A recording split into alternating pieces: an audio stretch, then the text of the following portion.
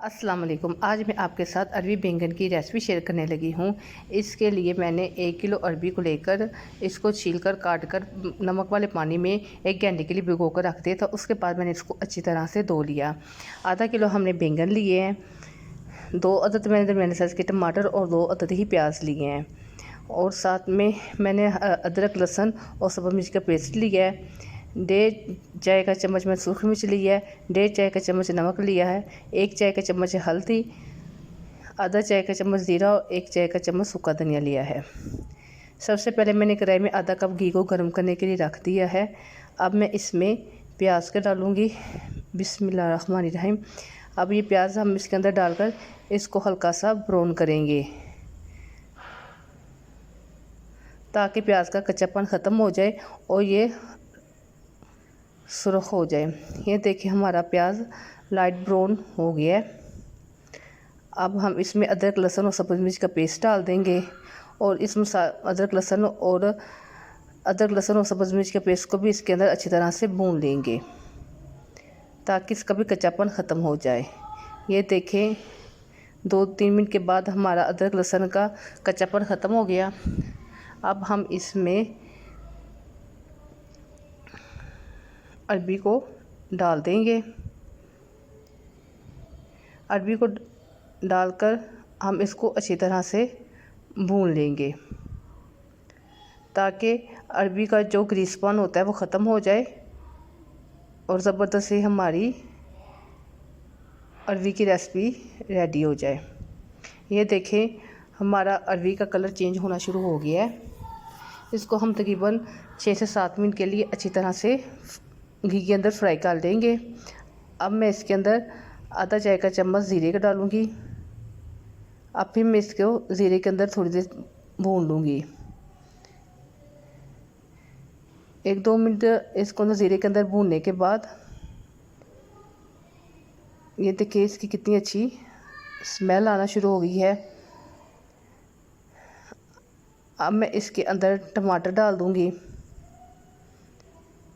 अब अरबी के अंदर टमाटरों को अच्छी तरह से भून लूँगी ताकि हमारे टमाटर नरम हो जाएं। ये देखिए हमारे कितने ज़बरदस्त टमाटर अंदर नरम हो गए हैं। अब मैं इसके अंदर अपने बाकी मसाले डालूँगी। सूखा धनिया, नमक, सुर्ख मिर्च और हल्दी। ये मसाले सारे में डालकर मैं इसको थोड़ी देर भून लूँगी ताकि हमारे मसाले और अरबी दोनों आपस में अच्छी तरह से एडजस्ट हो जाएं और हमारा मसाला अच्छी तरह से भून लें। अब थोड़ा सा पानी ऐड कर देंगे ताकि हमारा मसाला जले ना और हमारी अच्छी सी बुनाई हो जाए। हमेशा एक चीज़ की याद रखें, जब भी बुनाई करें तेज़ आंच कर लें। अब मैंने आधा किलो बैंगन को पानी में भिगो कर रख लें ताकि इनका बैंगन का कलर चेंज ना हो। बैंगन इसके अंदर डाल दूँगी।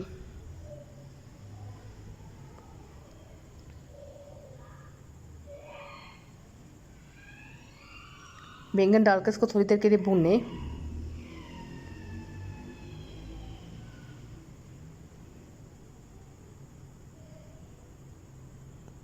ये देखिए माशाल्लाह कितने अच्छे से हमने इसकी बैंगन और अरबी की भुनाई कर ली है। अब मैं इसमें थोड़ा सा पानी डाल के रख दूँगी ताकि हमारी अरबी और जो बैंगन है वो अच्छी तरह से गल जाए। इसको तकरीबन 15 मिनट के लिए हल्की आंच पर रख दें।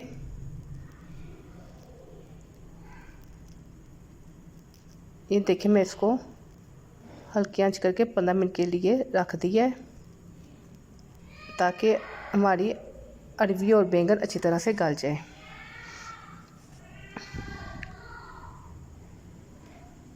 ये देखिए माशाल्लाह हमारे अरबी और बैंगन रेडी हो गए हैं।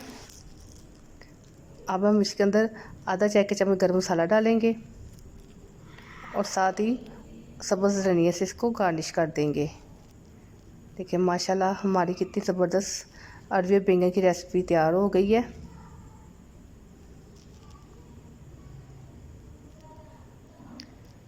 अब हम इसको प्लेट में निकाल लेंगे।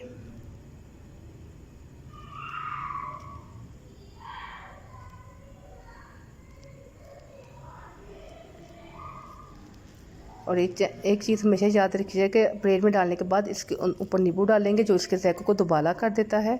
और प्लीज़ मेरे चैनल को सब्सक्राइब करें ताकि मैं मज़ीद रेसिपी आपके साथ शेयर कर सकूं। और थैंक यू मेरी वीडियो देखने के लिए। और मेरी ये रेसिपी ज़रूर ट्राई कीजिएगा, आपको मज़ा आएगा। अल्लाह हाफिज़।